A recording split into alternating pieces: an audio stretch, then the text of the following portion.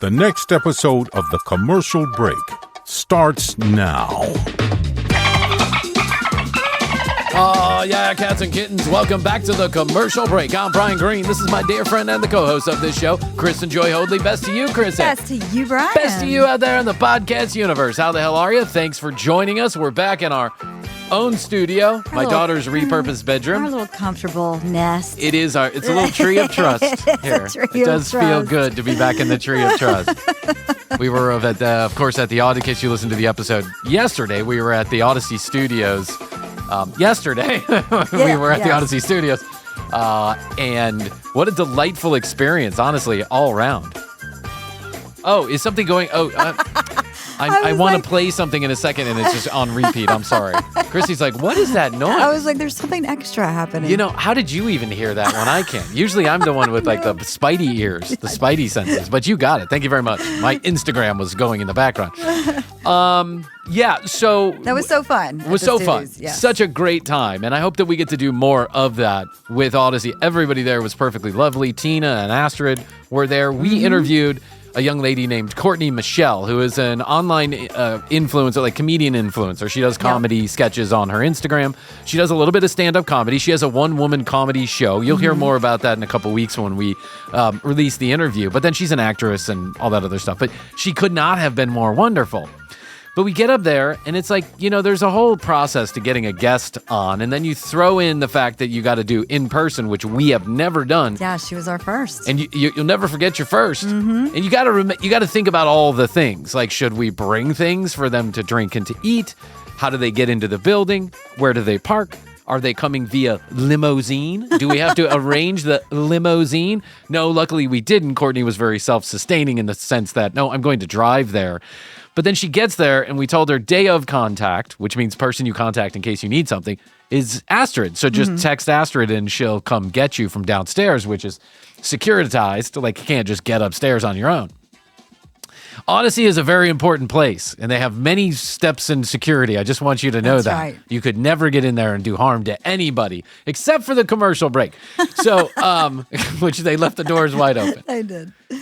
So Courtney texts Astrid, is like, hey, I'm here. I don't know really where I am, but I'm here. I'm at the place. And I go downstairs with a guy named Slim, who was like our guy, our liaison, our tech guy over at Odyssey. And I go downstairs, and I can see Courtney like leaning up against like an elevator shaft, like a wall that has an elevator on it. I can see her very distinct blonde hair. So I know it's her. She's the only one in the entire room with blonde hair. So I go up to her and I go, Courtney, I'm Bryan. Krissy, I've never seen a woman so scared in my life to see me. Usually I get the opposite reaction from women. They're like, oh, look at him. He's special. Did you take the short bus here? It's like, usually it's like it's weird, but she looked honestly terrified. And she was like, I'm expecting a woman. And I was like, I could be a woman. You never know. I could be a woman.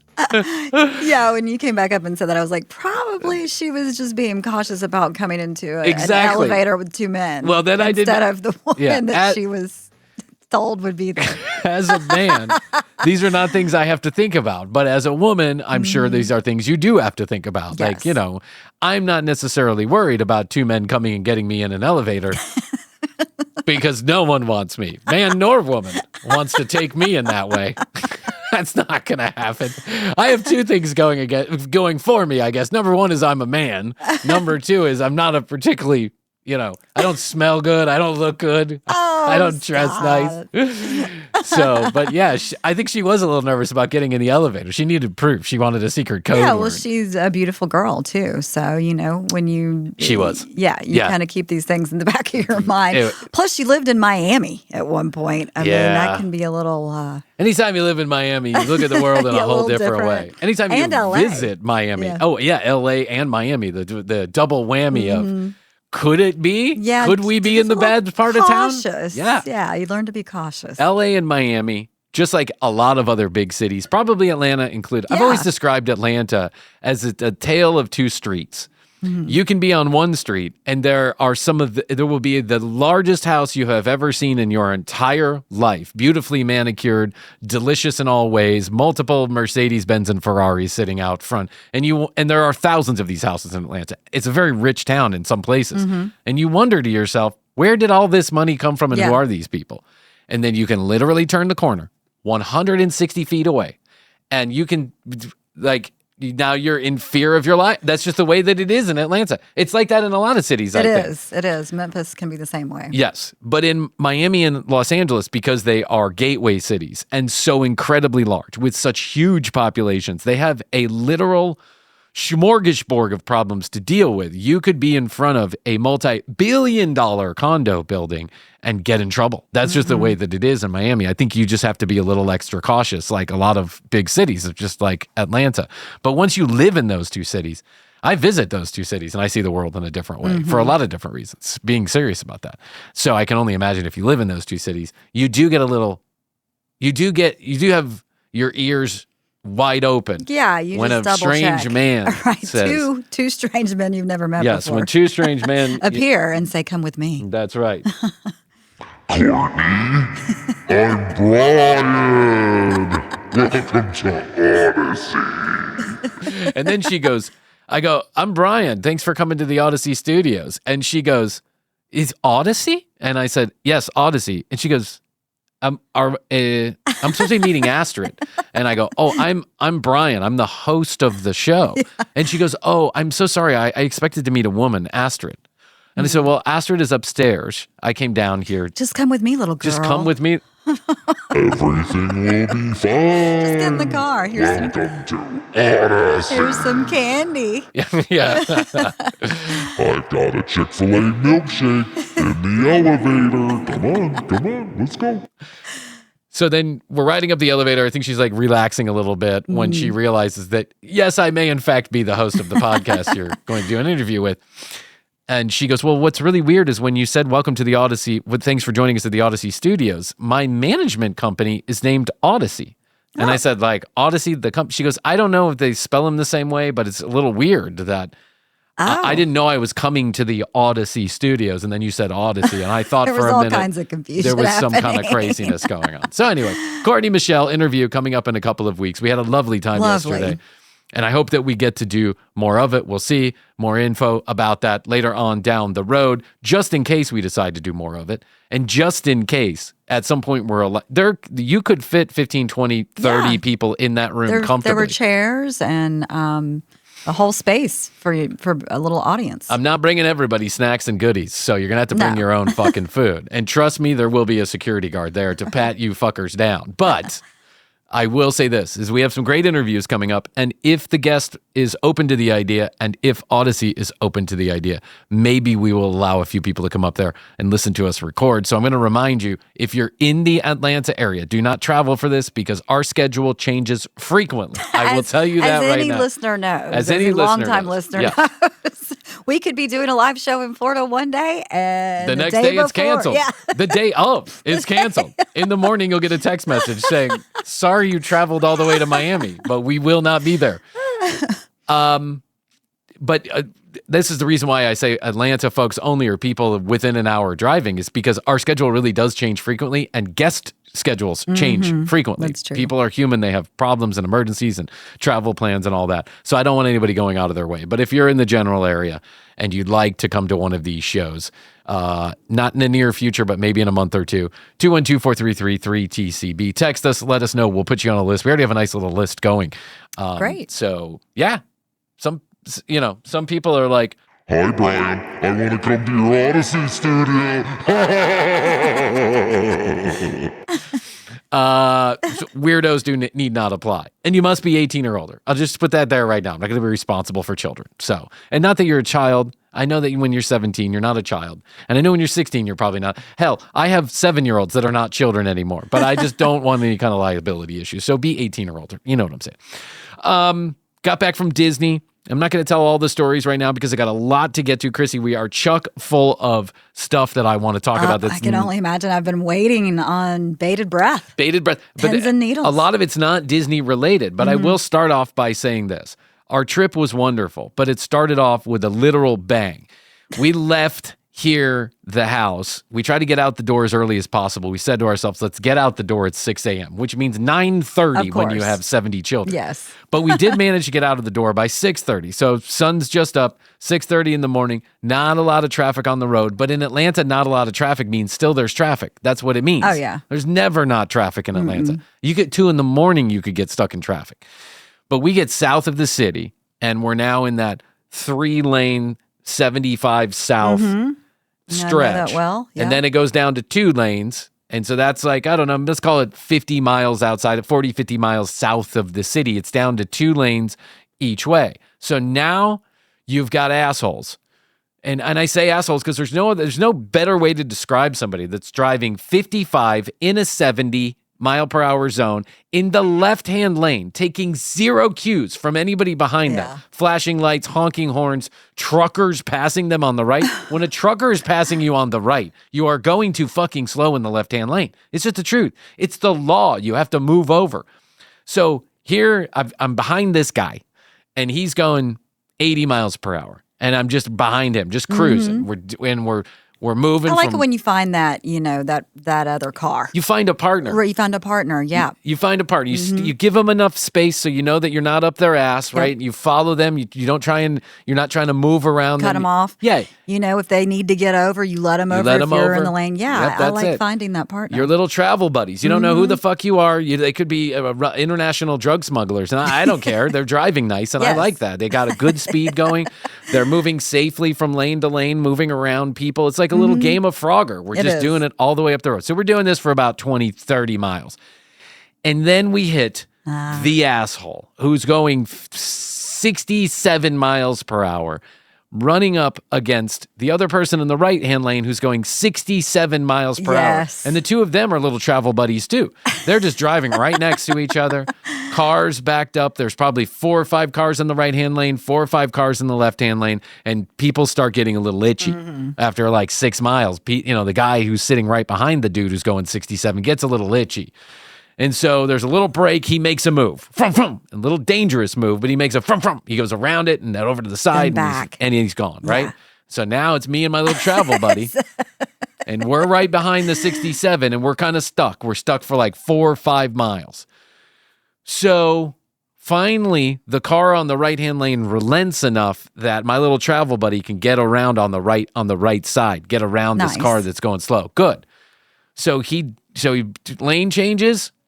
I wouldn't say it was like the safest lane change I've ever seen, but he wasn't going to kill anybody. He was just darted over to the right and tries to make that move to go around the guy on the left. And the guy on the left going 67 miles per hour for almost 30 miles speeds up. To almost 80 miles per hour. What a jerk. Now I'm behind the guy on the left hand, and I'm going, and I'm like, I see what's going on. And I know now the guy who's going 67 miles per hour was playing games the entire fucking time. He knows how to go. He knows how to put his foot on the pedal, but he chose not to fucking piss everybody else off. Or was distracted driving. I've seen that too. People are on their phones, and it's and all of a sudden then they realize, oh shit. Yes. I'm not doing what I'm supposed to do. I'm not doing speed up. Whatever the case may be, it clearly looks like he's trying to block my little buddy from getting back over. The block. It's fucking terrible. Let the restaurant hotel workers go. The people who are fucking, crossed an imaginary line in the sand. Don't put them in these little prisons down with gators. Put the guys who drive 67 miles per hour in the left-hand lane. Put them in the gator, gator trash. Alligator Alcatraz? Yeah, alligator Alcatraz. Oh, God. I can't even. We can't get started on that. Yeah. So I can see this all going on, and I'm like, wow. But I back off. I got kids in the car. Yeah. You're like, let's just see how this plays out. Let's see how it plays out. I'm not going to be a part of some and I'm giving a little distance now because I don't want to get it. If these 2 yahoos, my travel buddy, not a yahoo, but now he's really trying to get around this guy, and I'm afraid he's going to do something dangerous and cause an accident, right? Yeah, you were given space to let him back in. I was giving space to everybody. Yeah. Now I'm just like back down at like 75 miles per hour, just watching it play out. And finally, my little travel buddy gets around the guy, right? He gets around the guy. So now the guy backs down. Backs down to block us all in again. But I'm not having it. Before he can block me in, I jump to the right and I hit the pedal. And I mean, I hit it. And I hit it hard. Before I know it, I'm going 90 miles per hour, but there's no one in front of me. I mean, it's just clear as day, except my travel buddy is now like 16 miles ahead of me. And I'm like, clear as day, just go in the right-hand lane and get away from this guy who's now speeding up to play games with me. So I'm like, nope, not going to have it. Go, go, go, go, go. And I crest the hill, and there he is. The Georgia State Patrol officer that's been waiting for Bryan the entire morning. He just had his cup of coffee. He took his shit in the local rest stop, and he said, I'm going to get me a super speeder. And he got him a super speeder. He got Bryan. He did. He got me. As soon as I passed him, I started pulling over. As soon as I passed him, I started pulling over. Before his blue lights even came on, I was already on the shoulder of the road. Absolutely. Because it was almost like I admitted guilt before he even really told me I had a problem. I already knew it. I already knew that I got clocked, and I knew I was going fast. And so he comes, you get the little heart, this little stomach flutter. Oh my God! Yeah, am I going to go to jail? Do I have a warrant in some far-flung county from some time in my life when I don't remember? I'm nervous. I always get nervous around cops. Cops make me nervous. I've not always had the best interactions with them. I mean, I've never ran from a cop or something, but I have had handcuffs on before. A few times in my life. And when you have handcuffs on, you realize that a cop has the power to do that. And that doesn't make you feel good. Being in handcuffs is not a good feeling. That means you can't go anywhere. And there's nothing you can do about it. And it's out of your control, all of it. So that out of control feeling, that PTSD comes back to you. If you ever had an interaction with a police officer where you end up in handcuffs, you instantly get that PTSD. I mean, I've been in handcuffs, but not with a police officer. So okay, Jeff is not the same. Jeff is not the same. Okay. By the way, I have to ask you. I got a sense of elation. Krissy has the other reaction. She has PTSD, pussy syndrome. She has pussy TT, pussy TSD. Here, hold my panties. So officer comes up, young guy. I mean, 23, 24 years old. It feels a little weird when you're the old guy in the situation and he's the authority figure. You know what I'm saying? Right. Yeah. He comes up to the left hand up to Astrid's window.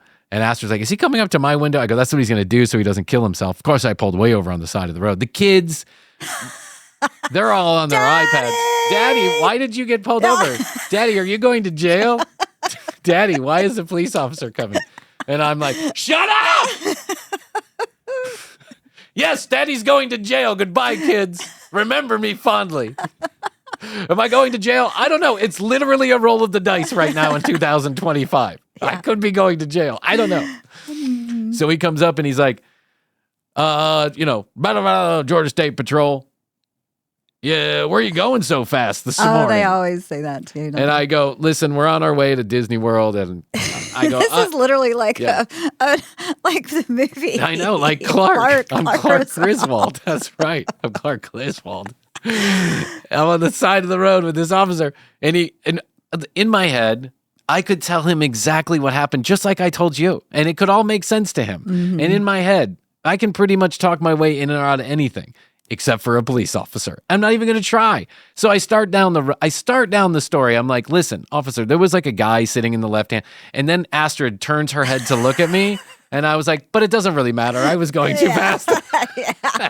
I'm in the doghouse. I'm more scared of Astrid than I am of the police officer. I'm like whispering, take me, take me away. In my head, now I'm scared that Astrid's going to like take away my driving privileges for the rest of the vacation. Yes. And then I'm going to have to be stuck having Astrid drive, who's a lovely driver, by the way. But she will be going 67 in the left-hand lane. I can guarantee it. That's just the driver that she is. So I'm like, I was going too fast. I'm sorry. I apologize. I shouldn't have been going that fast. And he's like, we're not with these kids in the car. Not at all. And I'm like, I got it. All right. Yeah. Okay. So he comes back and that awful wait to see whether or not, where's your insurance card? I have it on my phone. Don't worry, it's in the system. Give me your license. He goes, okay, I'm just going to check. He goes, I got to come back here and make a few checks, and then I'll be back with you in a few minutes. Mercifully, he only took like 3 minutes, honestly. Okay. He wrote it up. He wrote it a couple of miles per hour under what he had clocked me at. That's because Otherwise, I would have gotten a super speeder ticket, which is Those like are expensive. They're expensive. It's like mandatory. You have to go to classes, and you could go to jail. That's a arrestable offense in the state of Georgia. A super speeder ticket, which is I think it's 25 miles per hour or over. So he wrote it for 23 miles per hour. Still going to be a very expensive ticket. But then he comes back and he says, "Listen, Mr. Green, I got to ask you to please lighten up that right foot." He's like, "You don't need to be going that fast down these highways." He's like, that it's just dangerous. And I said, "Yeah, no, I got you." And he goes, "All right, well, have a safe trip and take care of those kids." And I'm like, "Okay." And then as soon as he gives me the ticket and I take it, I like pull away, right? Yeah. And I see Astrid, she's like, "Where are you going so fast?" And I'm like, "I'm not going anywhere so fast. I just want to get back on the road." Like, he's done with me. What am I supposed to do? Sit around and mourn my ticket? Like, what's the appropriate amount of time to sit in front of a police officer? Used to be when I was a kid and I would get pulled over, when I was like a 20-year-old, I got pulled over, I would always let the police officer leave first. Go first. Yeah, just to make sure he was in front of me and I wasn't going to get pulled over a second time. But in my adult life, I've learned once you've concluded business, you get on your way. Get back on the road. That's what you do, or at least that's how I feel you should. Why do I have to sit around and wait? I see an opening. Let's get back on the highway. And so I did. And then, so now my intention of getting down there in like a little under 7.5 hours is completely blown. Oh, yeah. Now it's going to be 9 hours at least, because it's not that officer is going to follow me all the way down the highway. It's that Astrid Of course, yeah. is now yeah. her claim that I'm always driving too fast. Her parents say this. My brother-in-law says this. My own brothers say this. I've been in very few accidents in my life where I was driving. Very few. And they've all been fender benders, luckily. However, I do drive a little fast sometimes. So now I am officially in the doghouse. Yeah, she's on high alert. I had to drive She's on slow to you. there. I had to drive slow back. I had to go under 10 miles per hour over the speed limit. It was just like a whole cluster. It didn't start off great, but I decided to shake it off real quick. Yeah, but man, you have to. That adrenaline it was like early morning. I had a cup of coffee. Coffee, right. I had no food in my Yeah, stomach. That yeah. adrenaline kept me going for like 3 hours. I was nervous. I was like, "Oh my God, thank God I didn't go to jail. Thank God I don't have a warrant somewhere out there Yes. for my arrest." I mean, not that most people do, but you just never know in 2025 some kind of fuckery that's going on when all of a That's sudden true. you're going to end up in jail. So my Disney vacation did not start out the greatest, but it also got a little bit better that night. And there's lots of other stories to tell, but I don't want to throw it up all on you at one time. And trust me, the throwing up part will come later on in the story, because there are other things to get to, Krissy, including a child who fell off a Disney cruise saved by her father. Did you saw see that? I want to talk a little bit Yes, about yes. that. I've also got some information that I think you're going to want to know about Mystery. Do you remember Mystery? Oh, yeah, the Or PUA. one of the OG PUAs that we reviewed, guy that did that VH1 show, the pickup artist, wore that crazy top Yeah, hat like and- Tom Petty and the And did he have like Heartbreakers. a question mark on his shirt or something? Yeah, I think he tattooed it on his chest Yeah. or some shit. He's still around. He's like 62 years old. He's still around. He's still Really? doing his thing. He's doing boot camps now. And I'd love to share with you some of the commercials that he's put together for his boot camps and his buddies. And then, before the week is out, because you asked for it, and it's a hot topic right now with commercial breakers, we have more Polly couch cushions coming your way. yes. I have pulled 3 fantastic videos that he's just put out in the last week. 3 fantastic videos. Been busy. So we'll try and get to it today, but there's a lot to talk about. But stay tuned for the rest of the week, because Polly Couch Cushions is coming back. I may do this every week until the end of the year. If Polly keeps doing these videos, we just might dedicate a whole day every week to Polly Couch Cushions. Sorry, I got to get myself situated. I want to look good on camera. I got my pink on pink today. What do you I think? like It's the looking pink, good? Yeah, I yes. like it too. I feel good in pink for some reason. You look good I in really pink. do. I feel like when I bring my gay out a little bit, it makes me feel. Yeah, well, you've got the eyes Feel good. and you've got the tan going on too. I do have the tan going on, man. I'll tell you what. Spend 5 minutes in the Central Florida sun in late June, and you're going to be tan. There's no Oh, way yeah. around it. You can't get around it. And I like that. I like the sun on my face. But the kids now today, and I say the kids, teenagers in the early 20s, you do this when you're dumb and you're young, but then I don't have much room to talk. They're all checking the UV index, not because they want to put on more sunscreen, to see what kind of tan they can get. So they say, "Are you checking the UV? What's the UVI, the UV index?" It's a whole thing that's going on in social media. Well, it's been really hot here. Or it's been really high here too. Yeah, it's been miserably hot here too, but mercifully it rains every 15 minutes. So That's true. Break. Yeah. Oh my God, my pool overflowed yesterday. No way. It rained straight for an hour and a half. Yeah. When I got home from the studios, it was like water pouring from a faucet out of the sky, and I just watched as my pool went. it just overflowed. That's like the 5th time since I've had that pool that I've watched it overflow. It's quite amazing. That means that the drainage can't handle the amount of water that's going into it. I don't need to talk to you about aquatic equations, kids. You already know. When more water goes in that can be let out, it's going to overflow. Okay? All right. Let's talk about a few things that happened while we were gone. Number 1, speaking of Disney, a child, you have to have your head in a hole not to have heard about this. And maybe you haven't. I don't know. But I think this has been widely reported. A few of our listeners actually sent this in to me because they knew I was at Disney or a Disney fan. Disney Dream, which is the ship that I have been on now twice, 3 times, that goes down to the Caribbean and to the private island and maybe to the Bahamas, depending on which one you take. That Dream just keeps on going back and forth to the Bahamas, to the Disney's private islands. 3-day, 4-day cruise. 3-night, 4-night cruise. Beautiful ship. It's one of their older ones, but it's gorgeous. Most people who like Disney cruises say the Disney Dream is the best of them. Really? They're impeccably clean. They are impeccably beautiful. They are well maintained. The crew is well trained. They are lovely. The food is delicious. The rooms are incredible. If you're into cruising, a Disney cruise is not a bad place to be stuck. Is it the best cruise ship in the world? No. I've been on better, but it certainly is great for the family, right? They're also very expensive, just like Disney is. But one of the things that Disney takes extra care of on these cruise ships, at least this cruise ship that I've been on, the Disney Dream, is that as a parent, one of the things that concerns you about the other cruise lines is the safety of the cruise line, especially if you have a balcony and around the balconies of the children. Because oftentimes the balconies have, the banisters and then maybe a couple of railings down to the floor. But those railings, if your child is small, it's easy to get in between those railings. Really? They're just open. I would think there was some kind of like plexiglass. There is on the Disney Dream. Okay. On the Disney Dream, there is plexiglass on every potential or possible place where a child could slip through, with the notable exception of some places on the deck 4 where they have the lifeboats, essentially. Okay. There are some places where I could see that if you really tried, you could slip through and get to a place where you could get off the ship. But I think any parent who's aware would know that and would probably be paying a lot of attention to a small child around, especially on that deck 4.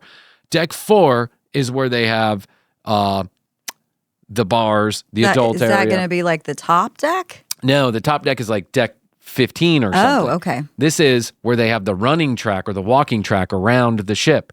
So it's essentially, think of like one big walkway around the ship. Yeah. And it's just a railing that you can go out to the ocean. So it's a beautiful place to go take a walk after dinner. Right. You just take a walk around the entire boat and you can look over into the ocean, unobstructed view of the ocean, railing up to your chest, plexiglass. Even though they have those slats, those rungs, there's plexiglass. Down to the floor. I mean, you probably couldn't get your hand under there, let alone a child.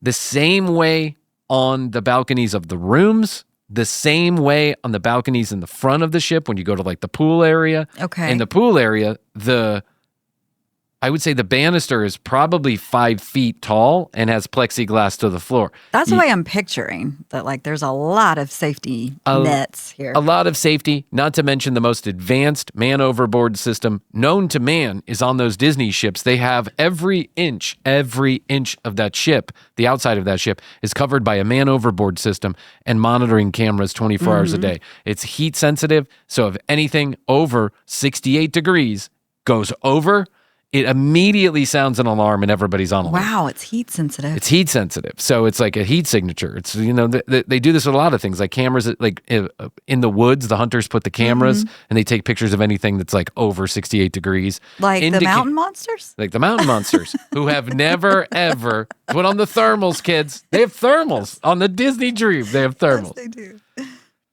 I'm saying all of this not to give you a dissertation on Disney safety on the cruises, but it feels very safe. As a parent, I never once thought that my child could get over the railing unless one thing and one thing only. unless they took the patio furniture on the balcony and pushed it to the edge and then tried somehow to get over. In that case, I think they might be able to do that. What did we do? We took the balcony furniture and we put it on top of each other. So my children would have to rearrange the balcony furniture to get it on the floor to push it over.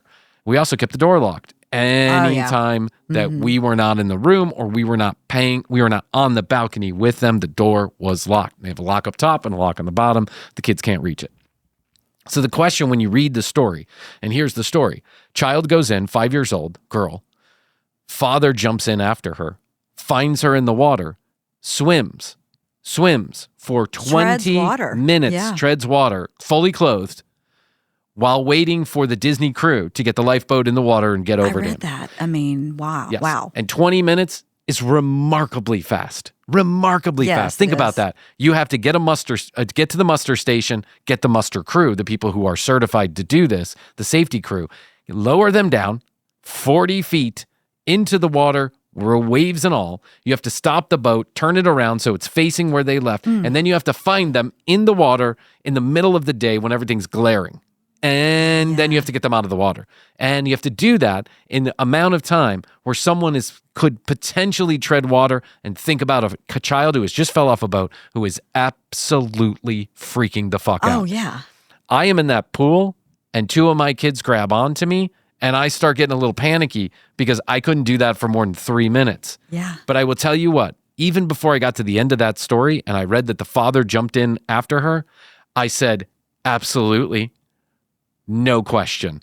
I would have been in that water so fast. And Astrid goes, I don't know that I would have. I would have felt like it was just too late. And I go, I wouldn't have cared if it was too late. I would have died trying. We're going down together if that's the case. Yeah, you hear about that with parents who all of a sudden display feats of strength and, just bravery. The adrenaline's going. And you just make an immediate decision that if there's anything I can do, there's only one way to do it, and that's to do the same thing, to go in after them. A lot of people online, it's like a mixed bag. Some parents online were like, absolutely, and some parents online were like, I don't know that I could have ever even thought about doing that. Like that would have been the thing that came to mind. I would have thought about throwing a life vest, getting down, to the crew, jumping on the safety boat. But with a 5-year-old, there's no chance she survives. I'm quite frankly, I'm surprised she survived the fall. Right. 40 feet. It hits like hard. Concrete. But yeah. When you're on that fourth deck, you realize just how high that is. Yeah. Maybe not a full 40 feet, but it's 3 stories. And a child with small bones and not a lot of strength. Right. An experience swimming. How he even found her. When the boat is moving, the boat was moving, by the way, how the girl didn't get sucked under the boat, which happens a lot also because there is a draft and it's pulling it. All the things that could have gone wrong here, everything went right. Every single thing went right. He jumped in, he found her, he managed to keep himself afloat. You saw the picture of this guy. He was keeping a lot afloat. I'm telling you, this guy wasn't like Mr. Fantastically Fit. I'm not making fun of the guy. He's a fucking hero. He's a fucking hero. So this is an amazing story with such a happy ending. But then, like all shitty things on the internet, someone starts a rumor that they were on the boat and they saw how. Everyone was wondering, how did this happen? How could it possibly happen? And people online, some lady, said that she was on the boat and she heard or she saw that the father was putting the child on the railing to take a picture. That's what I read too. It is not true. Because the authorities came out this morning and they said, we have not finished our investigation. But in an effort to dispel rumors, we have found zero evidence. And we have spoken with eyewitnesses who did not see the father dangling the child or putting her on a railing. Yeah. They were playing shuffleboard and the child managed to climb over the railing. How she did this, I don't know. But 5-year-olds are precocious. It's true. They find a foothold somewhere. They want to get over. They think it's fun. They want to get to the top. They want to see over. And she fell over. The father saw it. He jumped in immediately. So this is just an amazing story. It really is. When I read it, I was just blown away. And then it continued in the article I read about saying that, I don't know, there's like a 15% chance most people survive the over the railing. It happens very rarely. A lot of people fall off boats every year. A lot of people fall off cruise ships especially. Yeah. Some people jump off them. Some people are drunk and they fall off their balcony late at night. A lot of cruise ships don't have these kind of safety measures in place. The balconies are the railings on the balconies are much lower. They're like waist high. It's easy to kind of get yourself over, like be drunk and fall over. You got to be fucking careful. You can't be a dum-dum when you're on a cruise ship. The chances of surviving a fall, depending on what deck you're on, are not great. But what really happens is you either get sucked under the boat or the boat gets so far away from you, you are never found again. Because even in warm water, hypothermia can set in quickly. You have to think about this. People are like, oh, they're down in the Caribbean, it's warm water. That water's 88 degrees. Let's say 88 degrees. Your body's 98 degrees. Anything under 85 degrees for your body temperature, you're going into hypothermia. If you're in water, it's cooling you immediately. It's like putting a beer in a cooler full of ice and water. Your body's becoming the same temperature as the water very quickly. Within 20 or 30 minutes, you're going to get hypothermia, even in warm water. So the truth is that all odds are against you surviving this. Yeah. And the only thing that allows this girl to survive is her fucking hero of a father making an absolute second-by-second call that, no question, I am in the water with her. I can't even begin to praise this father enough for the quick thinking and action. He could have died. They both could have died. She could have been dead and he was swimming after her body. All the things. But as a father, when I think this one through, and these are the kind of stories that make you think it through, there's no question. If one of my children had fallen over, I would have been in a heartbeat. In a heartbeat, I would have been in. And that's to say that I am also a hero. The hero you didn't know you needed. I'm a hero just for thinking about doing this. Okay? Let's admit it. I've never fallen overboard, neither have any of my children, but let's pretend they did. I would have already saved them in my head. Oh, you would have done it faster. Faster than that guy. And I would have swam for longer. I would have swam to the Disney private island. You would have just, because weren't they close to, I thought they were actually closer to going back to Florida. They were traveling from the island to Florida. So you would have just, swam to Florida. To Miami. That's right. Yep. And then before the ship even got there, I would have already checked my daughter into the local dock in the box. We got it all checked out. I would have been at the Ritz-Carlton with warm hot chocolate for her, watching Frozen. I'm picturing you coming out of the water like Baywatch style. Baywatch with my belly all shaking water off of yourself as you're carrying shaking her my daughter, in your arms. Shaking my daughter off. Pictures being taken. Yeah, I would have sold the story to people before Astrid got off the boat, and that's the truth. By the way, there is a picture going around of the ship, like the boat, the safety boat, coming back to the vessel, to the cruise ship. And the father is in the back of the boat looking completely wrecked. He's completely out of it. The child is not shown. She's got a towel over her head, but her poor little body is laying what looks like her mother's lap. And you can just tell the life is out of her. Not really, but you can just tell, there's no more energy left. Right. This child's never going to go on a cruise ship again. She's going to have a fear of water for the rest of her life. I hope she doesn't, but I think that probably will happen. But the mother looks so incredibly pissed, and the father and the mother aren't looking at each other. The father's not even in the same side of the boat as the mother. So when the rumors... That's amazing. So the staff then got the mother on the boat too to go do the rescue? Here's the crazy thing is that the muster station, the place where you would release the safety boat, is on the fourth. So I think what happened is the mother was the one quickly ran to the safety boat. And they just threw her on the safety boat so that she could be there. But they got everybody on board. But she looks pissed. She looks pissed. She looks pissed. And so when the rumors started that he was putting her up there for a picture, in my mind, I put two and two together and I thought, it's all making sense now. Mom, and Astrid was telling me, we were talking about this. Astrid's like, oh, they're getting a divorce because when something like this happens, you can never forgive you would never forgive the husband, never forgive him for doing something so dumb. I was not as quick to judge. I thought when I read this story, I thought could be true, right? Could not be true. It makes sense because it's really hard to get overboard on a Disney ship. But then I saw the picture of the mother and I was like, I don't know. Maybe that's it. But I am very happy to hear for his sake. And the sake of the marriage. I'm just so happy everybody was okay.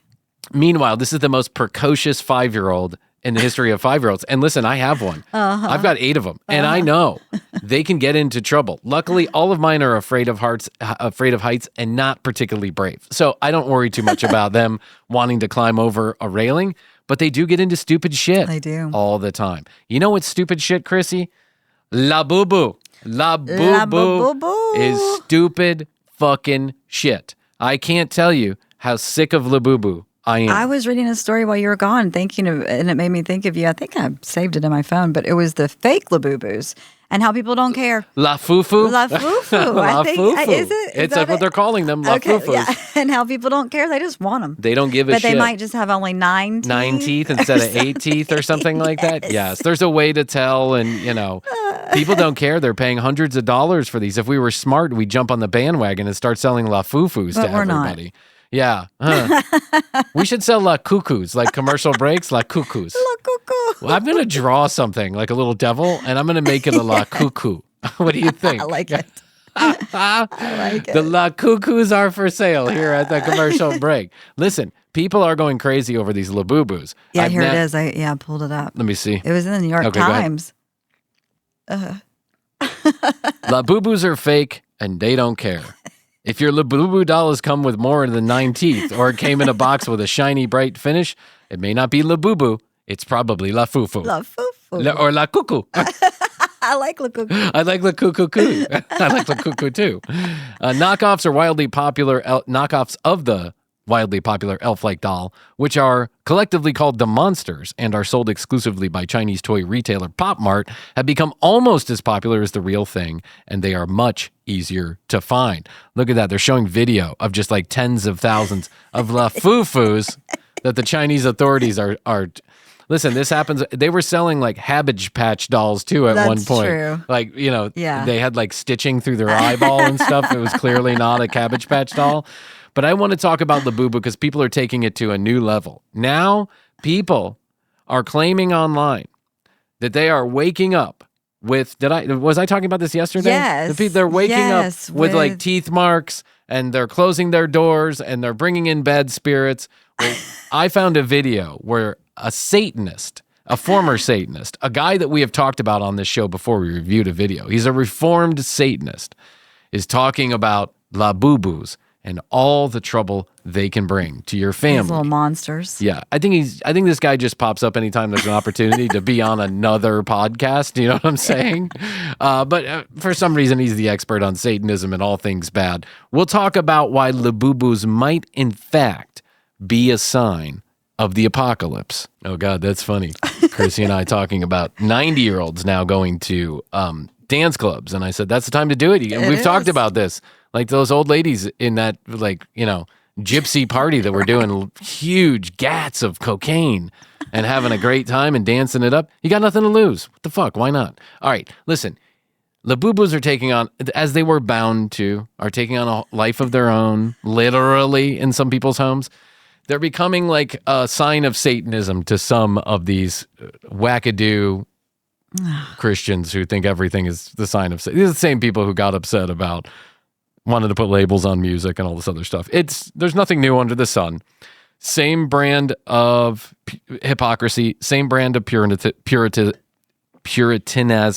How would you say that? Puritanism? Puritanism that has been going around the United States of America since the Pilgrims came over. Since the Puritans. Killed all the Indians. That's right. And their hypocrisy killed all the Indians. Stole their land and took all their food and brought pestilence and disease. So here this guy is a former Satanist. He's talking to somebody about Labubus and all of the recent hubbub on the Habubus that's going on YouTube and Instagram. This is so crazy. About how Labubus are literally devils that are coming to life when people aren't looking to wreak havoc. It's like gremlins. I was going to say. Literally buying gremlins and bringing them to your house. Or like the Stephen King, The Twilight Zone, the movie where it had that one where the little thing would come at night and steal the girl's breath. Oh, yeah. That was a creepy little fucker. What was that? The little like gnome or something? Like, that's so weird. It was so weird. So weird. Okay, so here, let's take a listen to this guy and see what he's got to say about Labubus and the devil. they're cute, they're so funny, they're so comfortable. But that's what the devil wants you to believe. They're so comfortable. That's what the devil wants you to believe? They're comfortable. If they're comfortable, they're comfortable. The devil doesn't want you to believe that. That's how it feels. You can take it to your house. You can take it to your house, and you can bring these negative things into your house. Okay, you can take it to your house? Can you really? Here, this is a Catholic Inspiration channel, in case you're wondering where you can find this kind of content. I want to ask you this kind of doll, if you're familiar with this, brother John, the Labubu doll, if you're familiar with this. Recently, this doll, it's called Labubu doll, has been linked to claims of demonic activity. What are your thoughts on this? Activity. I love it. Look at the Labubus. I know. They're starting a boy band. One's got the guitar and a boombox. There's a picture of, there's like a stock photograph of the Labubus, and one's got a guitar, it's a boom. It's a summer party with all the little devils. They're going to bite your neck at night.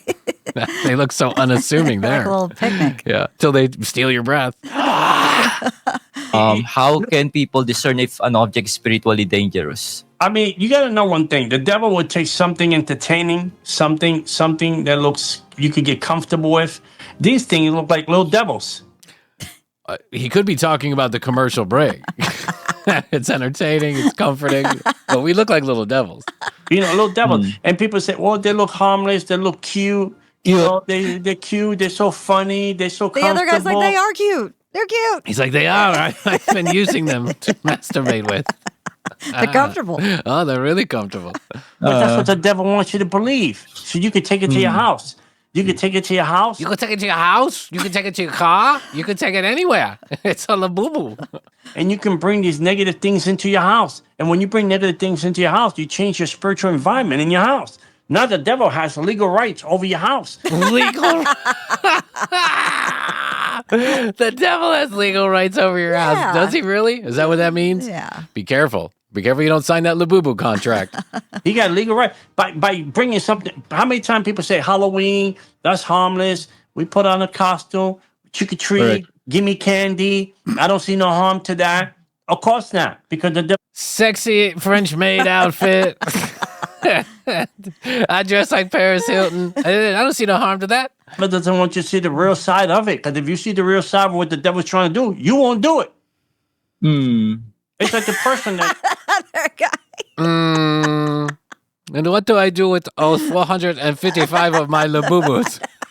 Yeah, he's thinking. Yes, and my Mickey Mouse costume for this year's Halloween activities. The drug dealer, right? He tells you, oh, don't worry about it, man. You want to be. I don't like what you're saying here. I'm going to have to get rid of a lot of stuff. Wait, now you're saying I got to get rid of my cocaine? Really? Come on, man. Here's some cocaine. Don't worry about it. Pay me later. Don't worry about it. You my friend. Well, I don't know what kind of Pay drug me dealer is that. later, yeah. Pay me later. Pay me We didn't later. have those. No. I might be extended like half a gram of credit, but it wasn't going very far. And I better pay in the morning when I get my paycheck. I get my paycheck on Tuesday. Now, man, don't call me with that bullshit, man. Come on, Brian. Don't call me with that bullshit. That's what T would say. Yeah. He'd say, don't call me with that bullshit, man. I'd be like, come on, man, front me a little bit. And he'd be like, don't call me with that bullshit. When are you going to pay me? I don't know, like Tuesday I get my paycheck. You can pay me tomorrow. Okay, I'll pay you tomorrow. Double. Okay, all right. Don't fuck with me now. I'm coming to your house at 10 a.m. Don't fuck with me. And I love you. Take this on credit. Pay me. But when you don't pay him, he's going to send his friends to beat you up like a piñata. Yeah. Right? Or if you do drugs, you think you're having a happy moment. Now your heart stops. Jeez. John here is full of optimism. He's the super happy former Satanist. Right? And the other guy just keeps going. It's what the devil knows how to put makeup on something, to dress it up, to look in it. Sounds like our interview with Veer Das. By the way, I gotta say this. Guess who wants to come back on the show? No way. Veer Das. No way. He does, and what do I say? All right. No. mean, of course I say yes. Of course. I can't believe. I just don't think he remembers That's who a he's. shocker. I think his agent doesn't remember who he was talking to. Right. Right. She's Gotta be. But I do know his agent, and she is quite a fan of ours. I think because we say yes to everything she sends our way. Sin. But behind the scenes, he knows how to entrap you. He knows how to bring the curse into your home to something that looks innocent. But the bottom line in it is a setup of the enemy. I thought you said that some people were saying they were biting them on the neck. They were I'm just getting a Satanist point of view about this is okay. what everybody is saying. Listen, some people are taking it to the extreme. People that are obviously looking for attention, they have mental health issues, are claiming that they're like biting them on the neck and they could show up with these bruises and these scars and like, how did I get this? And it's like, because you did it yourself. You painted it there. Because this doll was collected by many famous artists. I mean, But international. you see the famous artists today. I mean, look at America, right? We had an election, right? Right. So you got Kamala Harris. She brings all these artists up there. Kamala Harris. Oh, here we go. Here we go, John. Oh. Beyonce. She brings Taylor Swift. Eminem, Taylor Swift, Eminem, right? And you're like, oh my God. Oh, look, they're her friends. Look, they love her. Lies. These Lies. How do I know? I'm a former Satanist with a third grade education. people, devil worshippers. So they had, she's a Jezebel. So Jezebel and devil worshippers Who's a Jezebel? meet up. Why you got to bring Kamala into the Labubu conversation? What did Kamala ever do?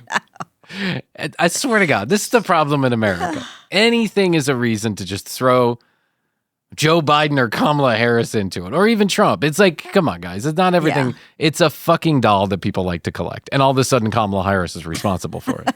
This is And Beyonce. Yeah, I can literally hear the rocks rolling around in this guy's head. to present to you a big lie, right? And then the truth just came out the other day. You know what came out the other day? You know what came out the other day? I read it on Reddit.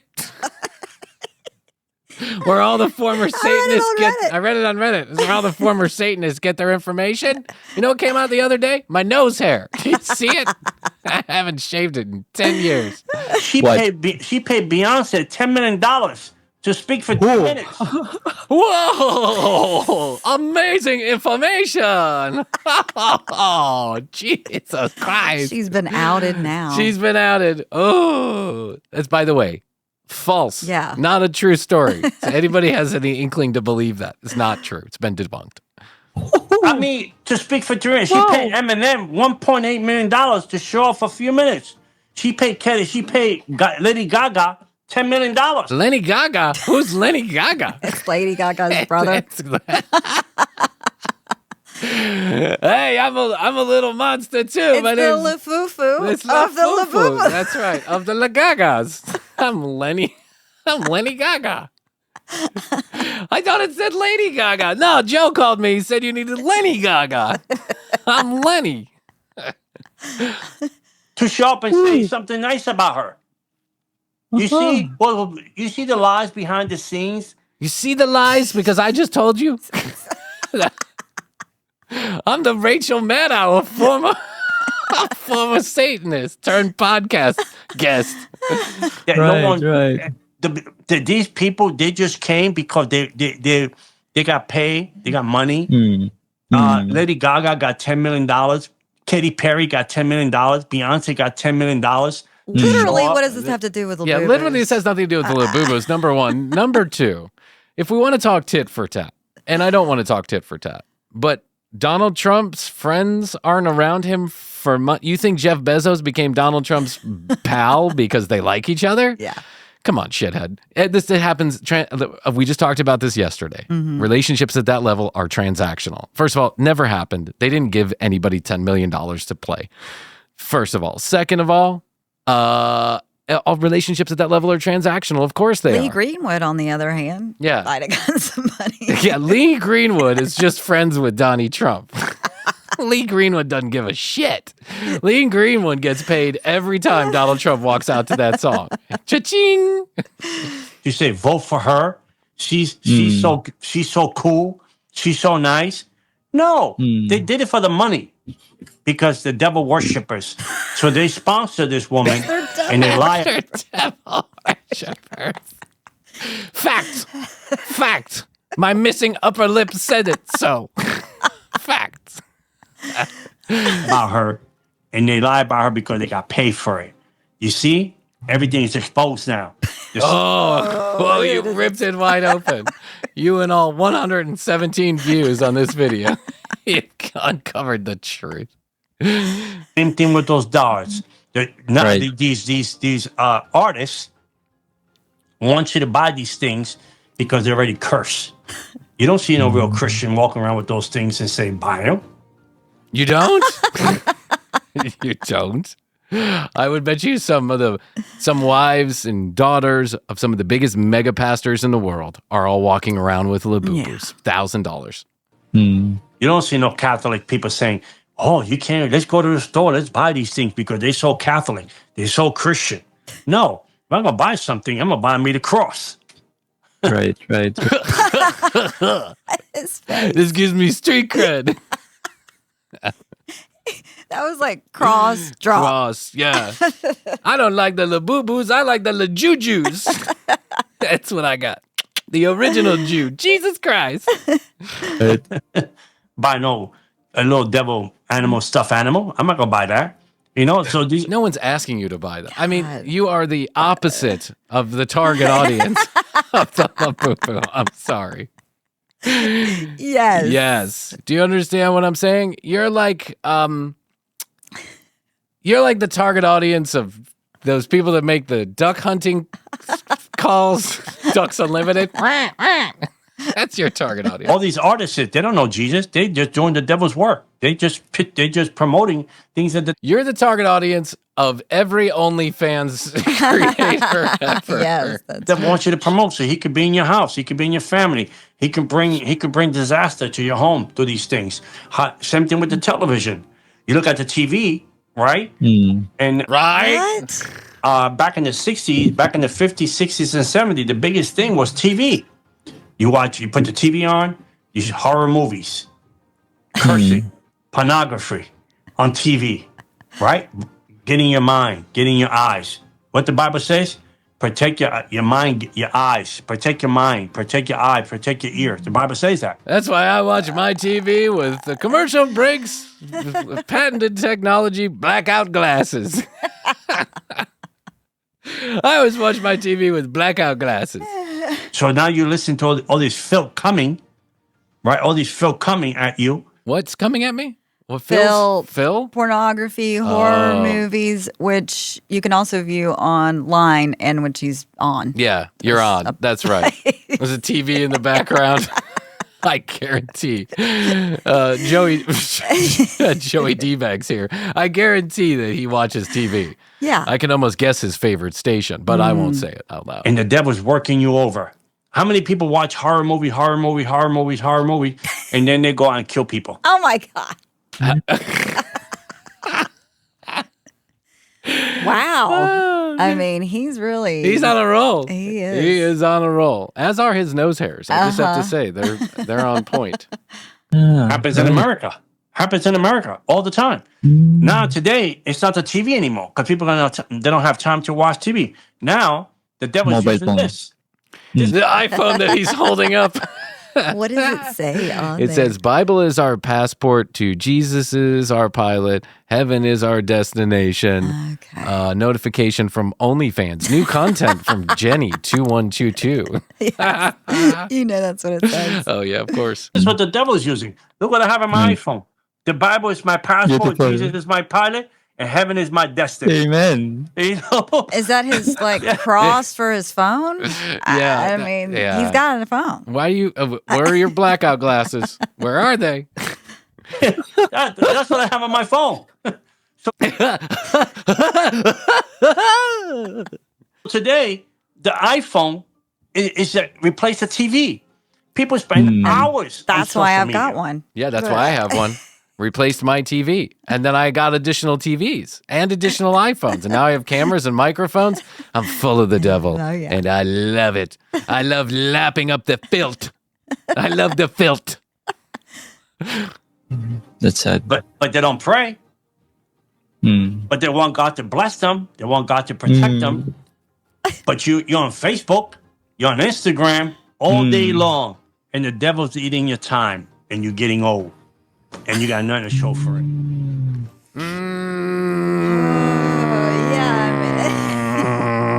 The other guy is encouraging. Yeah, him. he's just making weird noises into the microphone. The devil sets you up. Yeah.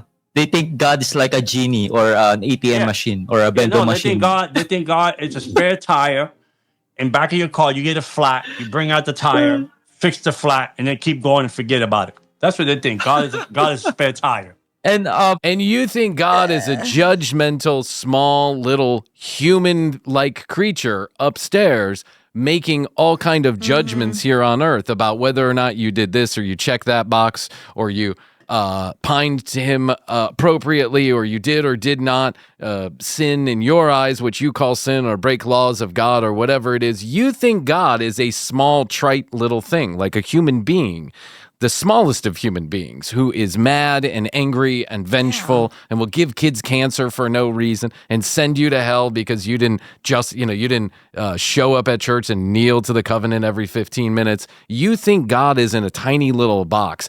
I think God is the opposite. I think God is a huge thing that runs through all of us. And unfortunately, that includes the good and it includes the bad. Your version of God is small. Mine is big. And fuck you, you shithead. Honestly, these kind of people drive me crazy. They really do. They are the first to point out how non-judgmental Jesus Christ was, and we should all follow the laws of Jesus Christ and God, but they are also the first to point out, to judge and to point out how small that version of heaven is. It only includes a few of you. Well, congratulations. I hope you go to your version of heaven and I'll go to mine. Thanks very much. All right. Boom. But Cross drop.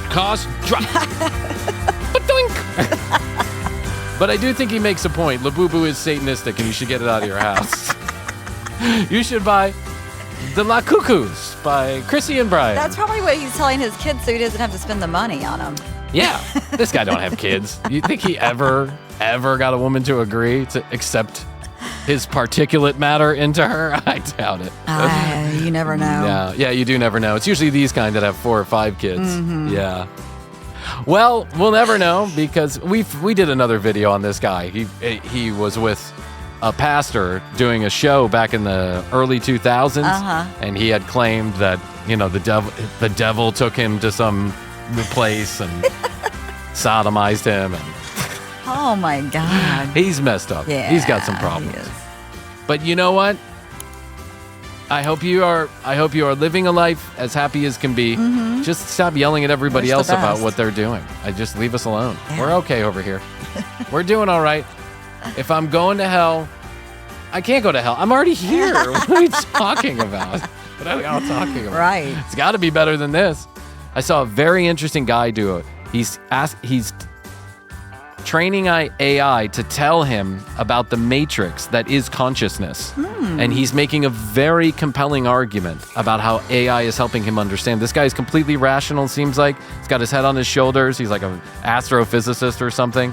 And he's got a pretty compelling argument about why we are in a simulation like a video game and how consciousness is really the through line of life. Energy is the through line of life. I believe that. Yeah. So there you go. I'll share it with you. I'll share his Instagram. It's very compelling. Very kind of scary, but very compelling. Yeah. Anyway, 212-433-3TCB, 212-433-3TCB.